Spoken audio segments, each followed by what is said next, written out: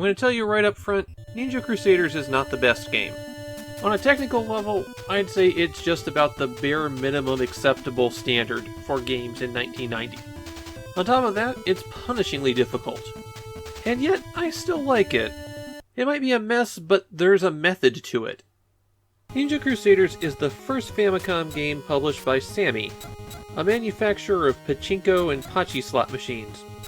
They teamed up with developer NMK, who had done, well, nothing really. A handful of second-tier Famicom games. The story of Ninja Crusaders is that Japan has been taken over by monsters. And I already used my joke here last episode.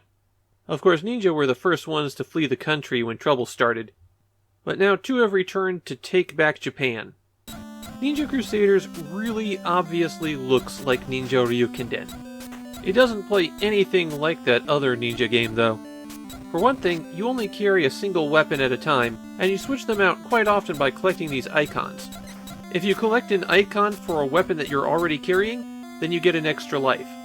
Now that may sound generous when you see how many icons there are lying around. It is not. As a standard at this point, the B button attacks, the A button jumps, but you have a special third ability as well. Press and hold down the B button and you transform into an animal. What animal you transform into depends on the weapon that you were carrying. So let's go through these weapons. You start out with Shuriken, the weakest of the weapons, but also the one that shoots across the entire screen. There's quite a few enemies that will require a ton of hits from the Shuriken to defeat them. When you transform, you become a tiger. You're much faster, can leap higher, and have a very strong melee attack.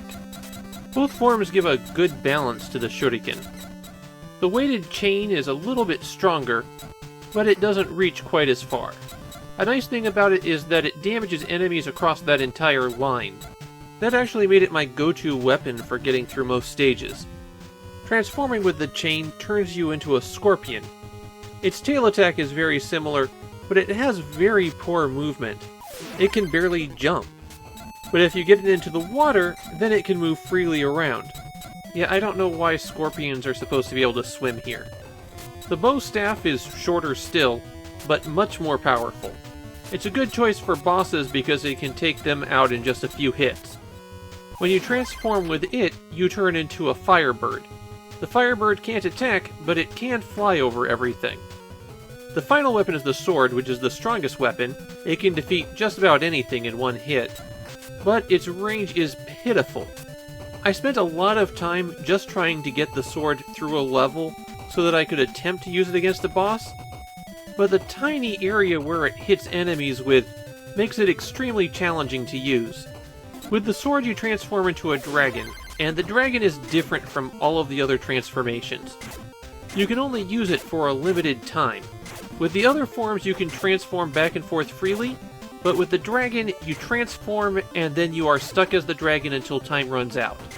And when you transform back, you'll have the shuriken instead of the sword. The dragon is also totally indestructible. Dragon form is powerful, but you have to pick the right moment to use it. Any hit will kill you in Ninja Crusaders, and you start out with just 3 lives. However, you have infinite continues, and you pick up right from the stage where you died. Ninja Crusaders is technically a fairly short game. If you don't die, and you don't use any tricks to rush things, you can probably beat it in about 15 minutes. The catch is, you're going to die a lot. The stages are incredibly difficult, and they're about 2 minutes long each.